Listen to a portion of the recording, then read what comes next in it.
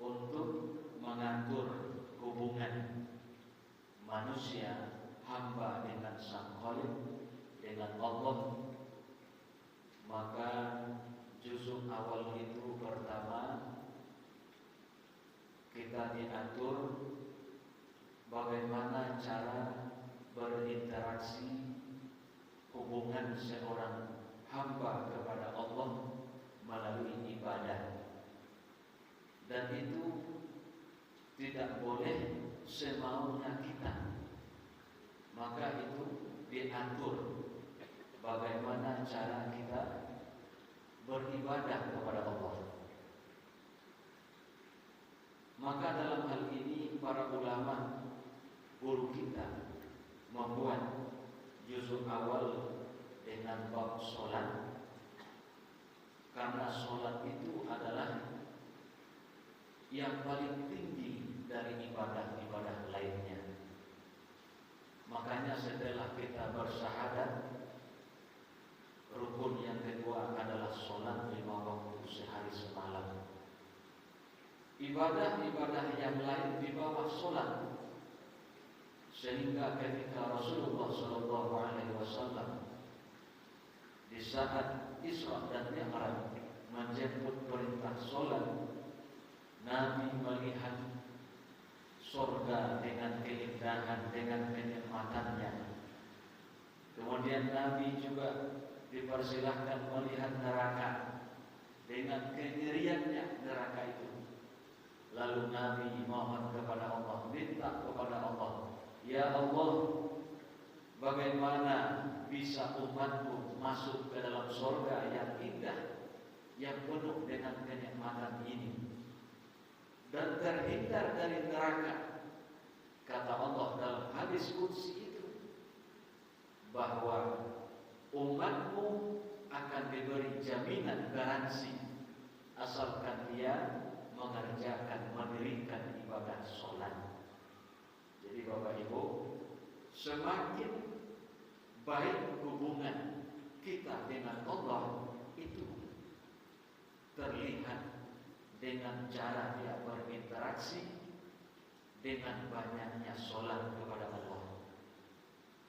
Banyak hubungan interaksi kepada Allah, banyakin sholatnya. Tidak ada ibadah yang paling tinggi kecuali sholat. Sehingga dalam hadis juga dikatakan, iza sholahat, apabila baik sholatnya, maka baiklah seluruh amalan yang lain. Tapi jika rusak, cacat ibadah sholatnya, karena sholat itu adalah benteng pagar bagi ibadah-ibadah lainnya. Oleh karena itu Bapak Ibu, setelah rukuk ibadah ada namanya yang kedua, rukuk muamalah, mengatur hubungan sesama manusia, hubungan interaksi sesama manusia, sosial sesama manusia. Bagaimana cara jual beli, hutang piutang, hubungan sesama manusia itu diatur dalam bab rukuk muamalah. Kemudian yang ketiga, untuk mengontrol bahwa manusia itu punya nafsu dan syahwat, demi keberlangsungan hidup manusia itu mencapai kebahagiaan dunia dan akhirat, menjaga keturunannya, anak cucunya. Maka yang ketiga ada bab rukuk munakahan, pernikahan. Baru yang terakhir rukuk jinayah atau tentang hukum, seperti kisos, seperti mencuri, seperti bersumpah, itu akan diatur pada bab yang keempat, rukuk jinayah. Baik Bapak Ibu jamaah wirid yang dirahmati Allah, Bismillahirrahmanirrahim. Babus sholati hiya syar'an aqwalun wa af'alun maksusatun muftatahatun bitakbiri muftatamatun bitaslimi. Jadi Bapak Ibu, kita di awal dibuat dulu definisi atau pengertian sholat oleh para ulama bahwa sholat secara terminologi atau istilah syarat aqwalun wa af'alun, beberapa perkataan dan perbuatan maksusatun yang telah ditentukan. Jadi Bapak Ibu, kalau di pesantren itu 20 tahun yang lewat Pak, masih teringat satu baris itu bisa 1 jam menyelesaikan makna syarafnya.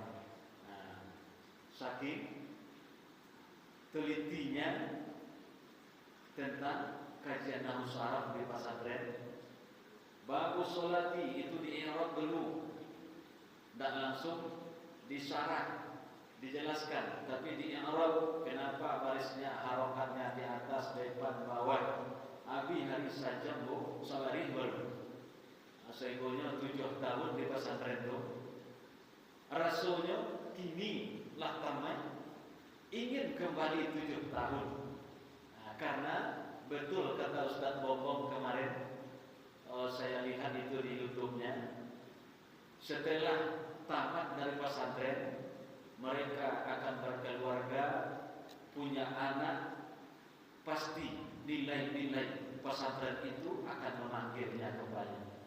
Jadi Bapak Ibu mengulang 20 tahun, tidak mau mengulang kajian kitab kok.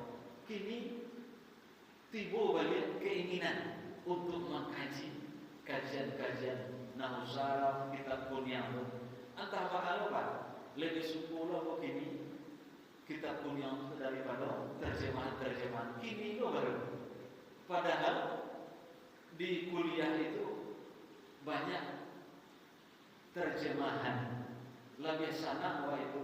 Tapi kini setelah punya anak, nilai-nilai pesantren itu memanggil kembali. Luar biasa Bapak. Kajian kitab itu melengket ya, karena uniknya kajian-kajian kitab unik itu. Wa af'alun, dan beberapa perbuatan maksusatun yang telah ditentukan. Jadi sholat Pak, beberapa perkataan atau ucapan. Kalau beberapa perkataan ucapan berarti bacaan sholat, mulut kita bergerak membaca bacaan sholat. Beberapa perkataan atau ucapan yang jadi ukuran Bapak Ibu terdengar oleh telinganya sendiri. Tidak talimo orang sebelah lah. Nah, kalau talimo kawan makruh mengganggu karena kari dulu bacaannya Pak. Tapi ukurannya bacaan wak sorak terdengar sekira-kira oleh telinga kita sendiri. Kalau itu munculnya dari beberapa perkataan. Kalau diam saja munculnya Pak, aturan baru sholat kok, baru sembahyang. Awak dari ketek sembahyang lain, masa tak dapat bacaan sholat? Itu parah banget. Seindah-indahnya Al-Fatihah pasti dapat. Jadi ada orang yang sholat silent, diam saja, mulutnya tertutup. Itu orang baru sembahyang. Kalau model itu, baiknya dia berjamaah ke masjid, meskipun dia tidak dapat bacaan sholat, karena dia berjamaah. Itulah luar biasanya berjamaah Pak. Kekurangan jamaah akan ditutup dengan berjamaah.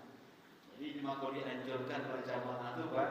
Kalau bisa awak setiap waktu, kekurangan awak banyak, bacaan awak banyak, dan tidak batu, tidak beres.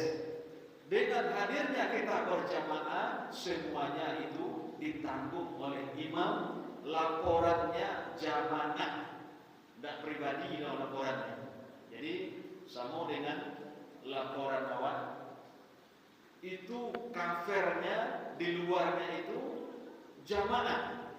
Nah, kalau tidak dipersoleh, makanya 27 derajat berjamaah daripada sendirian. Di rumah bisa kita sholat, bisa, tapi kekurangan kita banyak. Alun dari segi tajwidnya lain, banyak lengan salah. Datang sajalah ke Masjid Agung, imamnya sudah disiapkan. Walaupun kita tidak dapat bacaan sholat, tetapi itu sudah dihitung berjamaah. Jadi Bapak Ibu, aqwalun wa af'alun, beberapa perkataan atau ucapan. Wa af'alun, perbuatan yang telah ditentukan ada rukun dan syaratnya. Tidak bisa bakal dakwah dong. Ada dulu pernah orang membuat solat bahasa Minang. Ba'alukan tu elman Allahu Akbar, Allah Maha Besar. Ini di bahasa Minangan Allah Maha Ngadan. Itu dah amor. Tiba di halang kita Allah Nabodan. Bahasa terpenulinya. Itu tidak bisa. Makanya maksud suatu ditentukan, tidak bisa bakal lawan. Makanya pembagian rukun tadi dibedah lagi oleh ulama. Ada namanya rukun fi'li, ada namanya rukun qauli.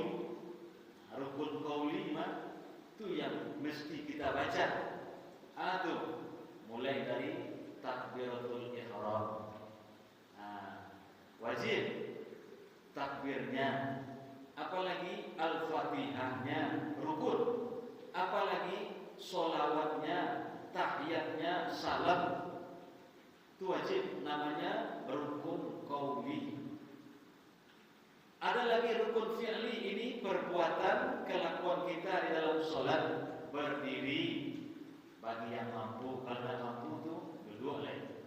Berdiri rukun fi'li, rukuk rukun, sujud i'tidal, duduk di antara dua sujud, tahiyat akhir, tasbih, itu rukun fi'li.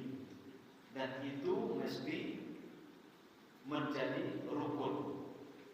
Jadi Bapak Ibu, baru nanti itu namanya rukun qalbi. Semua yang melibatkan, yang berkaitan dengan hati, contoh niat dan tartib. Jadi Ibu, muncul pertanyaan, kalau niat Ustaz, apa harus bahasa Arab?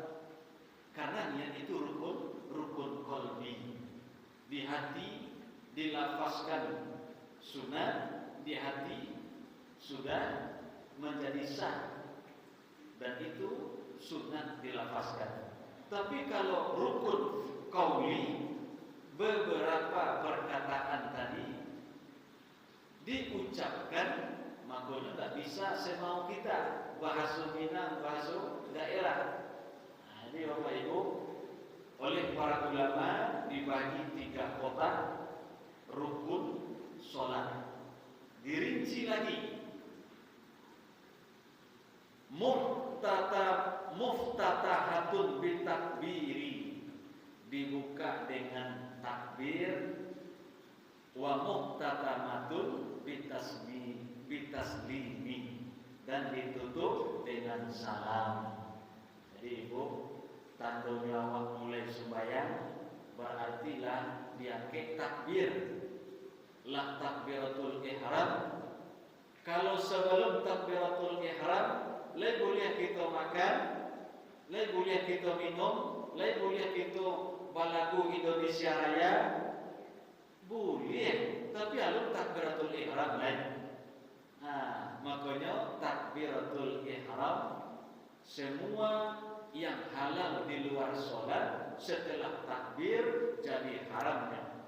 Contohnya makan, sebelum sholat, sebelum takbir halal, tapi lah takbir makan jadi haram, batal sholatnya. Takbiratul ihram diharamkan yang halal di luar sholat setelah takbiratul ihram. Lagu Indonesia Raya sebelum takbir apa salahnya, Bu? ada dalam Indonesia Raya. Tapi setelah takbir tidak lain. Sebelum takbir bebas baru. Lah diangkat takbir Pak Allahu Akbar. Tidak boleh kecuali bacaan sholat. Ditutup dengan salam. Tandanya awak selesai sholat, aduh salam. Setelah salam bebas, tidak ada hubungan dengan imam. Lah habis mah berzikir itu boleh duduk, boleh berbaring, boleh berdiri. Fazkurullaha qiyaman wa qu'udan wa 'ala junubikum. Astagfirullahalazim. Sudah sembahyang, ibu assalamualaikum, assalamualaikum, pinggang panik, boleh dulu. Sambil boleh tetap istighfar, tetap zikir. Subhanallah 33 kali, alhamdulillah 33 kali, Allahu Akbar 33 kali.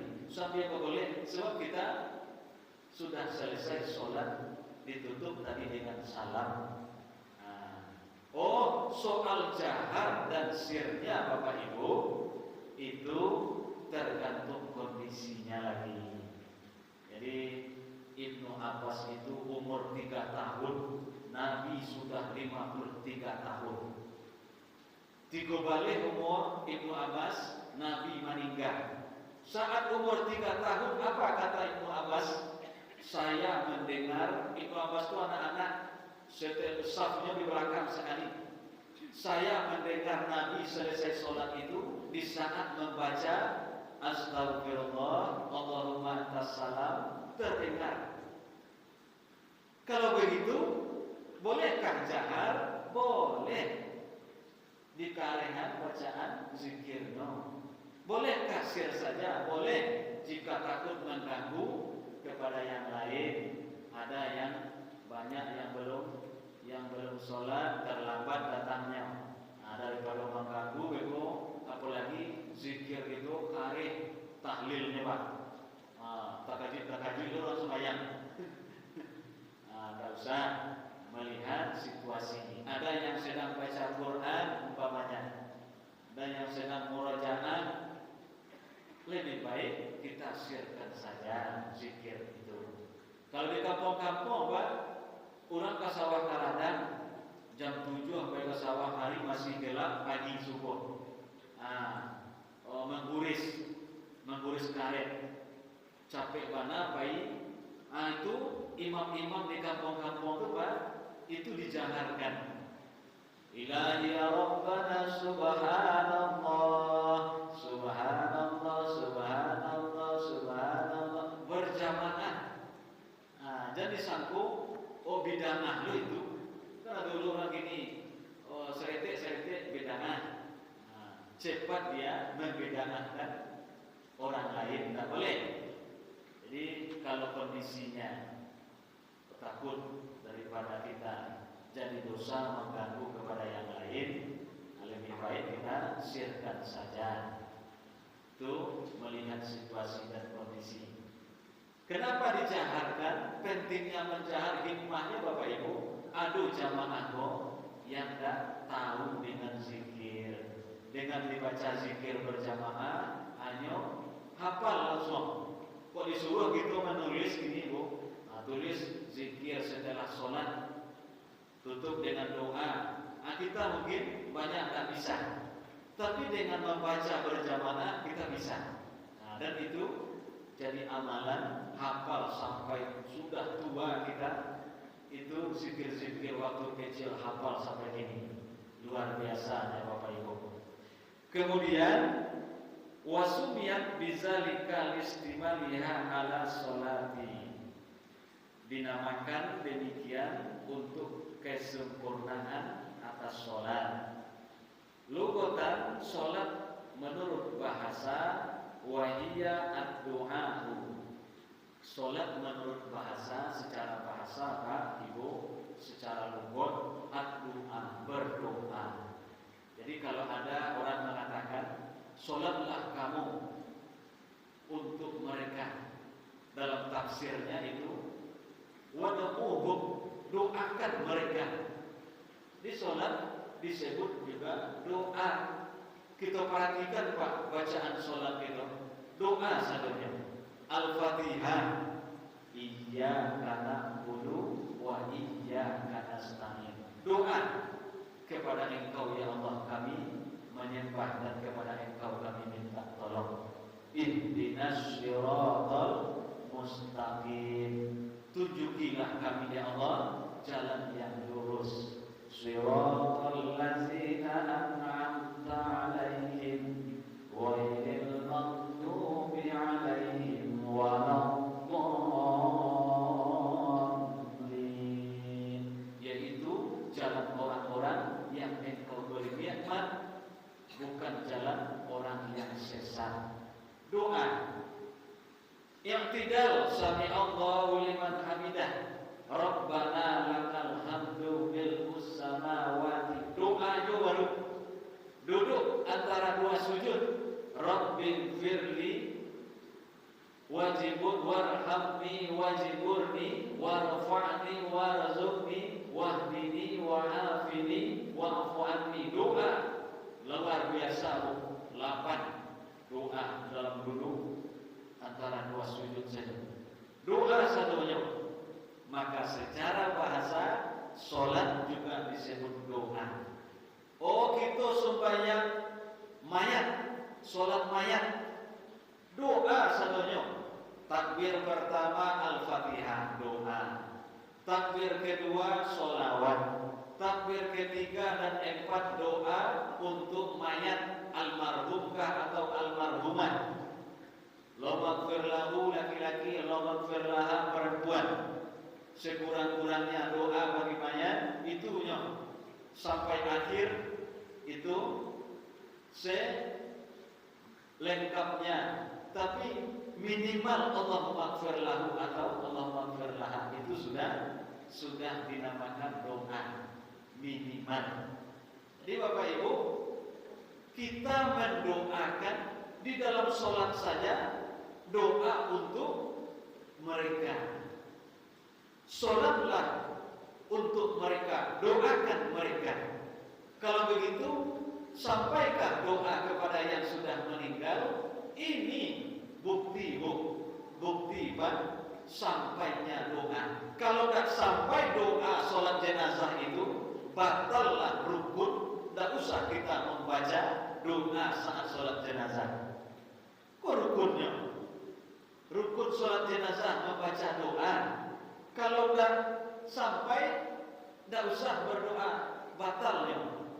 Nah, jadi Bapak Ibu, aduh nabatannya mulai lega sampai itu. Kok bukti sampainya? Doa. Siapa yang mengerjakan? Nabi Rasulullah melakukan itu. Nah, jadi jangan kita ragu oleh sampai tak sampai. Dalam doa sholat jenazah itu menjadi rukun.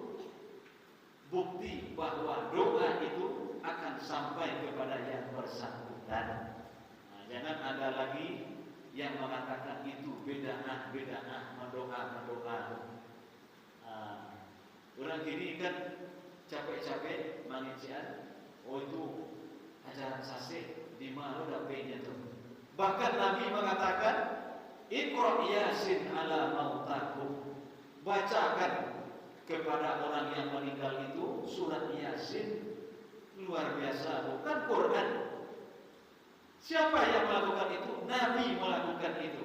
Baca Quran, mengirimkan bacaan Quran, berarti sampai bacaan itu. Bapak Ibu, jangan ragu oleh apa amalan kita sampai. Karena itu Allah, ranahnya Allah, itu pekerjaan Allah. Yang jelas kita ada tuntunan Rasulullah melakukan itu. Kemudian wa mafrudatu ainiyatu khamsun fi kulli yaumin wa lailatin ma'lumatu. Difardukan sholat yang 5 waktu itu siang dan malam yang telah kita ketahui minat dini daripada agama. fayakfuru jahiluha, maka kafirlah orang yang mengingkarinya. Jadi Bapak Ibu, ada orang mengajian solat tu ndak ada merah, padahal yakin solat itu ada, tahu-tahu melecehkan solat, maka hukumnya kafir, apalagi dia tidak solat. Fayakfuru jahiluha, kafirlah orang yang mengingkari, yang tidak mau solat. Dah doa solat dulu, kan murah orang ini. Walam tajtami' hazihil khamsu li ghairi nabiyina Muhammadin sallallahu alaihi wasallam. Ini solat yang 5 dihimpun di saat kepada Nabi Muhammad sallallahu alaihi wasallam. Sebelum Nabi, Pak, nabi-nabi sebelum Nabi Muhammad ada solat, tapi tidak dihimpun yang 5 waktu itu. Dalam sarahan di dalamnya, Pak, dalam kitab solat subuh itu disebut solat Nabi Adam, solat zuhur itu disebut solat Nabi Daud, solat asar itu disebut solat Nabi Sulaiman, solat maghrib itu disebut solat Nabi Yakub, dan solat isya disebut solatnya Nabi Yunus. Solat nabi-nabi sebelum Nabi Muhammad itu hanya satu doang, satu saja. Nabi Adam solat subuh saja. Tiba di Nabi Muhammad dan umatnya, karena beliau Nabi yang terakhir, dihimpunlah menjadi 5 waktu. Dan itu ketika Isra dan Mi'raj perintahnya turun. Jadi Bapak Ibu, bukti Nabi sudah ada sholat. Nabi saat masuk ke Baitul Maqdis, Nabi sholat 2 rakaat, imam para malaikat dan para nabi yang telah terdahulu. Jadi dalam kitab Fathul Bari, kitab hadis itu, Nabi sebelum diperintahkan sholat 5 waktu, ada sholat tapi 2 rakaat subuh, 2 rakaat malam. Di saat Isra Mi'raj baru nih, wa furidat lailatul Isra'i ba'da nubuwati, difardukanlah sholat yang 5 waktu itu pada Isra Mi'raj setelah kenabian, bi asrin sinina wa salasati ashhurin, pada malam 27 Rajab di masa ke-10 lebih 3 bulan kenabian. Lailata sab'in wa isrina min Rajaba, pada malam itu perintah sholat. Jadi Bapak Ibu, kalau dikerjakan sholat itu, walam tajib subuhu yaumi tilkal lailati li adamil ilmi bi kaifiyatiha, yang subuh belum dikerjakan. Jadi dapat perintah malam Isra, subuhnya lalu dikerjakan lagi. Bila dikerjakan setelah waktu subuh, baru tahu belum ada li'adamil ilmi bi kaifiyati, belum ada ilmu dan tata cara sholat. Jadi pas dapat malam subuhnya alun lain, baca cara sembahyang alun lain. Setelah itu, setelah zuhurnya barulah diajar oleh Jibril bagaimana sholat. Subuh awal tu alun lain, sebab Nabi hanya menerima perintah saja baru. Jadi Bapak Ibu, makanya ulama mengatakan bahwa sholat umatnya Nabi Muhammad dihimpun karena Nabi yang terakhir, ibarat gitu Pak, orang main bola injury time lah habis, peluit panjang katibu lah habis sadonyo, kita 5 jatah sehari semalam. Datakah umat-umat terdahulu kan? Nabi Adam 1000 tahun umurnya. Kalau di awal umur Nabi Muhammad 63 nya, 5 semua yang kita banyak. Tunan wajib saja Tuhan.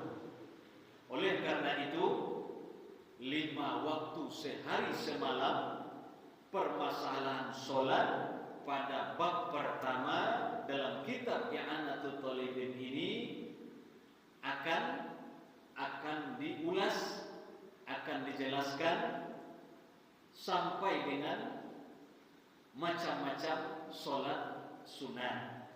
Jadi Bapak Ibu, beda dengan kitab fikih lain. Kalau fikih lain itu awalnya kitab Toharoh, bersuci. Tapi untuk kitab I'anah ini itu awalnya bab sholat, namun di dalam bab sholat itu sudah masuk nanti di sana cara bersucinya, toharohnya. Nah, itu nanti akan kita jelaskan, kita sambung pada pertemuan selanjutnya. Oleh karena itu Bapak Ibu, sholat merupakan ibadah yang paling tinggi, yang paling hebat. Mari sama-sama kita jago dan pelihara. Kita jago waktu-waktu sholat. Mari kita tunggu waktu sholat. Jangan sholat menunggu waktu. Kita tunggu Pak Ibu. Di sama dengan menunggu kematian, menunggu waktu sholat. Kita siap, standby. Sebelum azan kita off semua kegiatan, kita off semua aktivitas. Bara waktu jago, pasang alarm. Subuh, zuhur, asar, maghrib, isya. Ini luar biasa Bapak Ibu, karena sholat itu akan menghapus dosa antara waktu sholat dengan waktu sholat lainnya. Zuhur menghapus dosa dari subuh ke zuhur. Asar menghapus dosa zuhur ke asar. Banyak dosa kita Bapak Ibu, banyak. Tak terhitung lah. Setiap hari kita berdosa. Setiap waktu kita berdosa. Indak saja dosa lahir, dosa batin, hati, perasaan kita. Semuanya dipengaruhi oleh setan. Lahir batin kita punya dosa. Hati kita lalai berzikir kepada Allah. Kita baca wirid-wirid zikir. Sudah sholat subuh panjang waktu. Apa dan dapat kita amalkan. Baca istighfar saratui, luar biasa. Baca solawat saratui, luar biasa. Baca Asmaul Husna, wiridkan. Kuat batin, kuat fisik. Jadi ada orang kalau nak berzikir hanya sehari kecilnya, badan aku sakit-sakit Ustaz. Lah madaran daging zikir tu baru. Makanan ruhani zikir. Tapi berzikir apa? Walaupun sudah subuh, dapat saja zikir sehat apa? Tenaga itu tiba. Ringan badan kecil. Rasio zikir itu kok kan dipompa di jantung. Apalagi orang yang sudah mendalami ilmu tarekat, itu setiap bacaan zikir itu memompa darah ke pembuluh darah yang ada di batang tubuh. Makanya lancar satu Pak, dipompa terus setiap bacaan zikir. Jangankan niat untuk dunia lebat. Ini semakin kita mengingat Allah, merasakan, menghayatinya, semakin tarasuban. Luar biasa. Subuh menjelang 6:30 panjang waktu, kita bacalah zikir-zikir yang merupakan amalan baik di dunia maupun ke akhirat. Siapa yang berzikir, maka wafatnya akan berzikir, kata Rasulullah. Karena manusia itu mati menurut kebiasaannya masing-masing. Kalau dia zikir dengan sholat, dia akan wafat di saat sholat. Kalau dia biasa zikir hati, zikir lisan, maka dia akan wafat di saat berzikir. Luar biasa Bapak Ibu. Manusia itu akan wafat menurut kebiasaannya. Oleh karena itu, mari kita ambil peluang-peluang itu. Karena waktu ini semakin hari semakin cepat berlalu, Pak. Nah, kuat. Maret besok, Pak. Lapa soluran. Sebentar. Maret besok, lapanya tiba telepon. Ustaz, jadwal Ramadan bingung nggak masuk ke sini. Karena Maret besok ke sini. Ada tarasul, Pak. Batang baru kita sama-sama di situ. I'tikaf. Maret besok, nggak tarasul. 1 Maret itu gitulah puasa. Hari banyak telepon masuk. Susun jadwal ya Ustaz. Kecil aku antah hidup entah tidak kecil aku. Nah jadi pasang lu. Gue nama lu. Jadi nan banyak dari Padang tuh kan. Mana telepon untuk jadwal Ramadan. Kecil aku insyaallah. Jadi ibu ayah kami kasadonyo, mari sama-sama kita maksimalkan nikmat yang Allah berikan, kekuatan kita mohon kepada Allah supaya kita mengisi waktu-waktu kita dengan ibadah sesuai dengan kajian kita pada malam kini tentang bab salat. Semakin banyak interaksi hubungan kita dengan Allah, banyakin salatnya. Malam Pak, tasinta tanah malam. Apalagi musim dingin dulu, pipis tahu kawan. Sekali 2 jam pipis, sekali 2 jam pipis. Siap pipis langsung berdua, kesempatan 2 rakaat kejar itu peluang. Karena sholat malam itu membekas Pak, membekas luar biasa. Bacaan malam itu membekas, permintaan malam itu dikabulkan. Jadi orang sedang lama lalu di sini kita mohon kejar peluang itu. Berapa banyak orang yang lalai di waktu tidurnya. Orang yang sukses itu adalah mencari peluang di saat orang lain lalai. Orang lalu kita jago. Ketika kesembahyang subuh kita lah nyaman untuk sholat berjamaah. Habis waktu ibu iqamah orang lain. Aduh, 1 menit jika ada yang mau bertanya. Ada mana? Ada orang tinggal di mana? Malabi. Habis bu, ada lain. Bagi kita yang batal